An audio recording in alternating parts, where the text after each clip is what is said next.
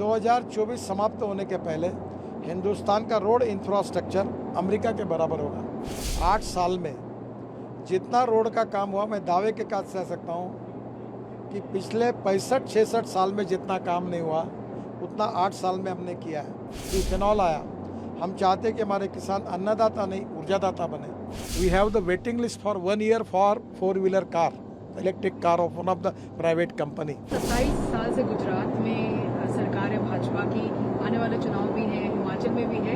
क्या लगता है, क्या ऐसा विशेष होगा कि लोग दोबारा वोट करेंगे? देखिए, 2014 में मोदी जी के नेतृत्व में जो सरकार आई और ये डबल इंजन की सरकार, एक तरफ हमारा केंद्र में सरकार और राज्य में सरकार, तो लगातार विकास की प्रक्रिया बहुत गतिशील हुई है। हिंदुस्तान की तस्वीर बदली है, इकोनॉमी बदली है, एग्रीकल्चर बदला है, हेल्थ सर्विसेज में सुधार हुआ है, एजुकेशन में सुधार हुआ है। हमारे बिजली में अभी 40% बिजली सोलर की आई है। काफ़ी बड़े प्रमाण पे एक नया परिवर्तन हुआ है और इसलिए लोगों के मन में ये विश्वास आया है जो पॉजिटिव है कि अपनी आशा, अपेक्षा और आकांक्षा ये सरकार पूरी कर सकती है। और इसलिए मोदी जी के नेतृत्व में और नड्डा जी के नेतृत्व में भारतीय जनता पार्टी को इन सब होने वाले राज्यों में जो चुनाव हो रहे हैं उसमें बहुत अच्छी सफलता मिलेगी और हम अच्छे वोटों से चुन कर आएंगे, ऐसा मेरा विश्वास। लोग कहते हैं कि खास करके जो पहाड़ी राज्य है उसमें जो रास्ता जाता है वो रास्ता आप बनाते हैं, जिसकी वजह से डेवलपमेंट की बात होती है। तो क्या विशेष देखो, हमने तो 14 साल में 2014 के बाद 22 तक 8 साल में जितना रोड का काम हुआ, मैं दावे के साथ कह सकता हूँ कि पिछले 65-66 साल में जितना काम नहीं हुआ उतना 8 साल में हमने किया है। और मैं ये कोशिश करता हूँ और मेरा लगता है कि हम इसमें कामयाब होंगे कि 2024 समाप्त होने के पहले हिंदुस्तान का रोड इंफ्रास्ट्रक्चर अमेरिका के बराबर होगा। हमने जलमार्ग बनाए, पोर्ट का विकास किया। पोर्ट में मैं मंत्री था तब 7,000 करोड़ का फायदा हुआ। हमने गंगा को शुद्धिकरण किया। जो जो अच्छे काम किए हैं वो लोगों के सामने। अभी इथेनॉल आया, हम चाहते हैं कि हमारे किसान अन्नदाता नहीं ऊर्जादाता बने।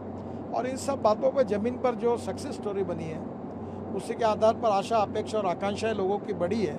इनका सबका उपयोग करके हम बहुत अच्छे वोटों से जीतेंगे, ऐसा मुझे विश्वास है। सर, बहुत सारे राज्यों में ट्रेडिशनली मुकाबला कांग्रेस बनाम बीजेपी का रहा है, पर आम आदमी पार्टी अपने आप को आजमा रही है। खास करके गुजरात में फ्रीबीज के वादे करती है। आप हमेशा से कहते रहे कि freebies, there is nothing called free, there is no free lunch. ये आम आदमी पार्टी का पैतरा का काम आएगा? देखिए, जिनको कभी केंद्र में सत्ता के आने की संभावना नहीं, वो कुछ भी वादे कर सकते हैं, पेंशन बढ़ा सकते हैं, ये कर सकते हैं, क्योंकि उनको आना ही नहीं है कहीं। देखिए, घोषणाएं करना और वादे करना, इससे कोई मतलब नहीं है। जो भारतीय जनता पार्टी की सरकारों ने काम करके दिखाया, हम जो बोलेंगे वही कहेंगे, जो कहेंगे वही बोलेंगे और जो है वो करके दिखाएंगे। ये हमारी प्रतिमा है और निश्चित रूप से हम करके दिखाएंगे। पर सर, जिस तरह की भाषावली का प्रयोग होता है, खास करके केजरीवाल जिस तरह की भाषा का प्रयोग करते हैं आपके नेताओं के खिलाफ, प्रधानमंत्री के खिलाफ, आप हमेशा से कहते हैं कि राजनीति में भी एक स्तर हमेशा मेंटेन करना चाहिए। देखिए, राजनीति में मतभिन्नता होनी चाहिए पर मनभेद नहीं होना चाहिए, अटल बिहारी वाजपेयी जी ने कहा। और मोदी जी ने कहा कि सबका साथ, सबका प्रयास, सबका विकास और सबका विश्वास। तो हम तो सबको लेकर साथ में काम करना चाहते हैं। ठीक है, चुनाव में कोई पार्टी आएगी, कोई जाएगी, ये चलता रहेगा। अटल बिहारी वाजपेयी कहते थे, सरकारें आएगी, बदल जाएगी, लोग आएंगे, बदल जाएंगे, प्रधानमंत्री आएंगे, बदल जाएंगे, पर लोकतंत्र यही रहेगा और देश भी वही रहेगा। हम देश के लिए काम कर रहे हैं, लोकतंत्र के लिए काम कर रहे हैं, गांव, गरीब, मजदूर, किसान के कल्याण के लिए काम कर रहे हैं। और इसीलिए हमारी विचारधारा की 3 विशेषता: राष्ट्रवाद, राष्ट्र की सर्वांगीण प्रगति और विकास, ये हमारा आत्मा है। और राष्ट्र की सर्वांगीण प्रगति और विकास करने के लिए अगर हम रूलिंग पार्टी में हैं तो हम सुशासन और विकास, गुड गवर्नेंस एंड डेवलपमेंट, इसके ऊपर काम करेंगे। और उद्दिष्ट हमारा जो है वो अंत्योदय है, जो पंडित दीनदयाल उपाध्याय जी का आर्थिक चिंतन है, सामाजिक चिंतन है कि समाज के जो शोषित है, पीड़ित है, दलित है और जो सामाजिक, आर्थिक, शैक्षिक दृष्टि से पिछड़े हुए हैं, उस दरिद्र नारायण को हम भगवान माने और उसकी निरंतर सेवा करते रहें। और जिस दिन उस व्यक्ति को रोटी, कपड़ा और मकान मिलेगा उसी दिन हमारा कार्य पूरा होगा। और मुझे बहुत खुशी है कि मैंने जब इस मिनिस्ट्री का चार्ज लिया तो लोग मुझे पूछते आपने सबसे अच्छा काम कौन सा किया, तो लोगों को लगता है मैं टनल, एक्सप्रेस हाईवे की बात करूँगा। तो मैं कहता हूँ कि इस देश में 1 करोड़ लोग आदमी आदमी को ढोने का काम करते थे साइकिल रिक्शा में, अमानवीय था। मैंने मैकेनिक्स ड्रिवन ई रिक्शा लाई, ई कार्ट लाई और 1 करोड़ लोगों को मानवीय शोषण से मुक्त हुए। आज लगभग साइकिल रिक्शा नामशेष हो गया और इन लोगों को मानवता के आधार पर न्याय मिला। यही हमारी सरकार में और पंडित दीनदयाल उपाध्याय जी के सपने को लेकर मानवता के आधार पर हमने अंत्योदय के रूप में किया हुआ बड़ा काम है। और मैं अक्सर मानता हूँ कि हमारे सरकार में मुझे ये काम करने का मौका मिला, ये मेरे जीवन का सबसे बड़ा काम है, क्योंकि हमारी संवेदनशीलता गरीब के साथ जुड़ी हुई है। आपने देखा है कि क्या हाल है दिल्ली में, खास करके एनसीआर रीजन में। सर, हर साल की ये कहानी होती है, सब एक दूसरे को ब्लेम करते हैं, वेहिकुलर पोल्यूशन को ब्लेम करते हैं। किसका दोष है और क्या सोल्यूशन निकलेगा इसका? देखिए, मैं 2 फिलॉसफी की अक्सर बात करता हूँ। पहली फिलॉसफी है innovation, entrepreneurship, science, technology, research, skilled and successful practices. We name it as knowledge and conversion of knowledge to wealth is the future. और दूसरी बात मैं अक्सर कहता हूँ कि no one is best, no material is best, no person is best. It is depending upon the appropriate technology, appropriate vision, appropriate leadership that you can convert waste into wealth.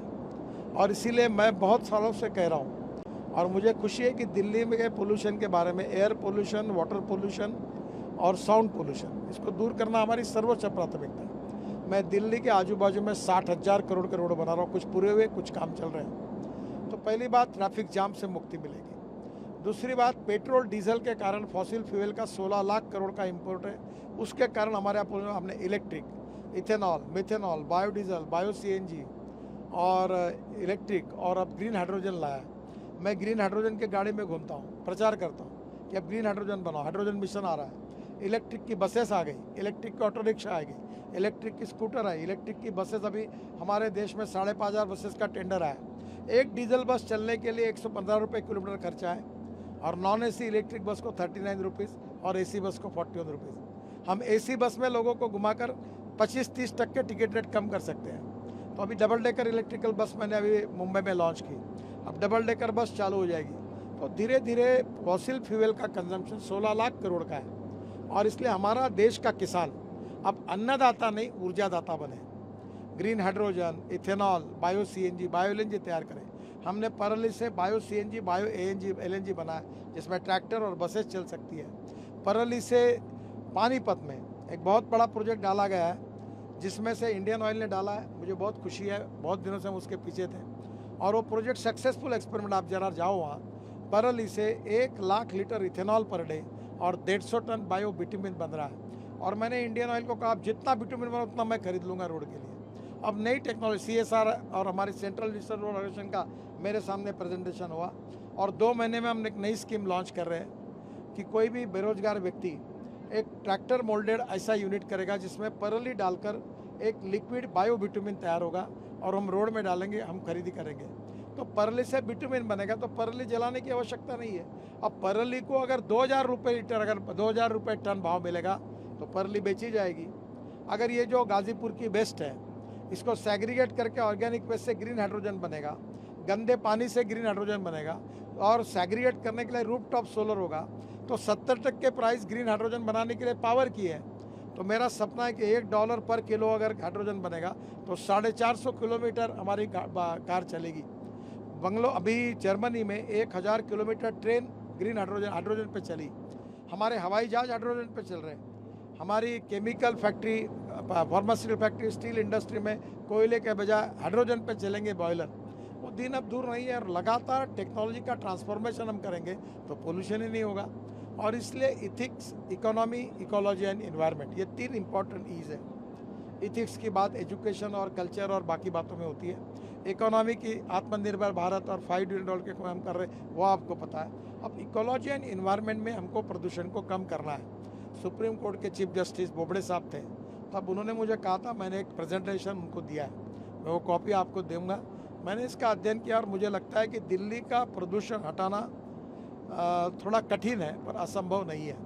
राज्य सरकार, महानगर पालिका, भारत सरकार, सब डिपार्टमेंट और वहाँ के किसान, हम सब मिलकर मिला जुला प्रयास करेंगे तो हम दिल्ली को प्रदूषण से मुक्ति दिला सकते हैं और मैं उस दिशा में लगातार प्रयास कर रहा हूँ। Sound pollution, air pollution, water pollution, इसमें बदलाव हो, इलेक्ट्रिक फ्यूल आए, बसेस आए और मास रैपिड ट्रांसपोर्ट आए, केबल कार जैसी इलेक्ट्रिक की बसेस शुरू हो जाए और ट्रॉली बसेस। तो अभी हम लोग बहुत कोशिश कर रहे हैं। मैं नागपुर में ब्रॉडगेज मेट्रो बना रहा हूँ, उसका 2 करोड़ पर किलोमीटर खर्चा आ रहा है। अभी हमारे मेट्रो का 350 करोड़ है। नई नई टेक्नोलॉजी। बेंगलोर में मैं हवा में चलने वाली डबल डेकर बस 200 लोग बैठ के जाएंगे ऐसे चलाने के सूत्र जो इलेक्ट्रिक पर है। तो अभी पहाड़ों पर हम रोप वे, केबल कार, फेनिकुलर रेलवे बना रहे हैं। तो दिल्ली में भी ये हो सकता है। और इसलिए दिल्ली के रोड में ट्रैफिक जाम को दूर करें। दिल्ली का जो ट्रैफिक को यानी पोल्यूशन करने वाले wholesale market, godowns, pre cooling plant, cold storage, इन सब को दिल्ली के रिंग रोड पर, पेरिफेरल रोड पर ले जाने की मैंने योजना तैयार की। अब कंटेनर के डेपो है 7-8, वो दिल्ली के बाहर जाकर रेलवे वहाँ आती, वहाँ लेके जाएंगे। तो मुझे लगता है काफ़ी अच्छी योजना मैंने बनाई है और सब लोगों के सहयोग से मैं उसमें मदद करने के लिए तैयार हूँ। भारत सरकार का भी प्रयास है। हमने राजनीति को भूलकर इस विषय को उससे ऊपर उठकर सबने मिलकर काम करना चाहिए। यमुना के जल प्रदूषण के लिए मैंने दिल्ली की सरकार को 6000 करोड़ रुपए दिए जब मैं वाटर रिसोर्स मंत्री था। काफ़ी काम हुए। मुझे लगता है ये कठिन काम है, डिफ़िकल्ट है, पर असंभव नहीं है। सबने मिलकर प्रयास किया तो दिल्ली को जल प्रदूषण से, वायु प्रदूषण से और ध्वनि प्रदूषण से मुक्ति मिल सकती है। आवश्यकता है सबने मिलकर एक साथ होकर काम करना चाहिए। इसमें राजनीति नहीं करनी चाहिए। निश्चित रूप से हम सफल हो सकेंगे, ये मेरा विश्वास है। To boost EV usage, EV manufacturing and EV. Actually, frankly speaking, whatever the step taken by the government, now results are open. We have the waiting list for 1 year for 4-wheeler car, electric car of one of the private company. Now electric car, electric scooter, we have 400 startup who are making electric bikes, very popular. They are successfully doing it. Now in the battery chemistry also we are developing, first of all we are using lithium ion battery, but now we are developing sodium ion, zinc ion, aluminum ion and aluminum air technology. The all Indian manufacturers are doing excellent job. Our IIT, our institutions are doing excellent job, and I feel that our present turnover of the automobile industry is 7.5 lakh crore, out of which 50% is export. Our two-wheeler company Bajaj, TVS, Hero, they are 50% of their production, they have their export. So within 5 years, we want to make automobile industry world number 1 manufacturing hub in the world. And my dream is to make Indian automobile industry the number 1 manufacturing hub of 15 lakh crore in the country. And electric, the dream is for electric vehicle. I have just got appointed to launch electric car, Mercedes electric car. I encouraging the people for that, for the scooter. Everywhere I am going, I am talking about the electric, and today it is a success story. The import substitute, cost effective, pollution free and indigenous. I am really happy that the transformation moving towards electric very fast. At the same time, we are converting Parali into bio CNG, bio LNG and ethanol. We are making rice from rice straw, Parali, from bio bitumen, and we have a lot of successful experiments. And our dream is to make our farmer as not only Annadata but as Urja Data. We are in the process. Now I have got flex engine car, 100% bioethanol in place of petrol we can use. I have got a ethanol generator on 100% ethanol. And now the two-wheelers like Bajaj, TVS and Hero, they have got a scooter and bikes and auto rickshaw on 100% bioethanol. The ethanol rate is 60 rupees and petrol rate is 120 rupees. So it is cost effective. And the Toyota, the revenue, they are developing their hybrid engine. The ethanol 100% we are using. And at the same time 40% of electricity is going to generate from that. So the petrol cost now it comes to 20 to 25 rupees per liter. So that is going to be economic effect and advantage to the people by and large. So all things are moving fast, and I am confident that the day will come that we will be the number 1 in the world. What about infrastructure to support it? Like When the demand is increased, infrastructure is increased. Have you got any example that a charge vehicle, it's a problem for them that there is no charging station? In 670 roadside amenities, we are developing charging station. And now presently your e-scooter, e-auto rickshaw, e-car, you can charge in your home. You don't need charging station. But when you go from Delhi to Jaipur, Delhi to Ludhiana, Delhi to Amritsar, then there is a need for charging station. We are making 670 charging station on national highway. So the way in which the demand is increased, that the way we will get the stations. That is not the problem. So also one important thing that one has to note is the cost effectiveness, in terms of the expense. When the volume will increase, cost is going to reduce. Now once upon a time, I am giving the example of mobile phone. The cost of the mobile phone was 1,25,000. Now it comes 5,000 rupees. So the same way, lithium battery cost is also reduced. And I'm confident that day will come that within 2 years, the cost of the petrol vehicle and electric vehicle will be the same. Probably before that it is going to happen. Are you worried about the range anxiety that people have as far as EVs are concerned? No, it's in a process. The research is going on. New development is coming on. So at the time of this process, we are in the process somewhere. There are some small problems are there, but long term, it is a proven technology. I always telling to people 4 important pillars of the success of this all fuels. One is proven technology. Second is economic viability. Third is availability of raw material. And fourth is marketability and easily approachable to the common people. These are the 4 pillars by which we can make the miracles, and India is going to make the miracle as far as the alternative fuel is concerned. I am talking from 2004. Every time about alternative fuel, biofuel. Today I am really happy that all type of people are now recognized and respecting these thoughts.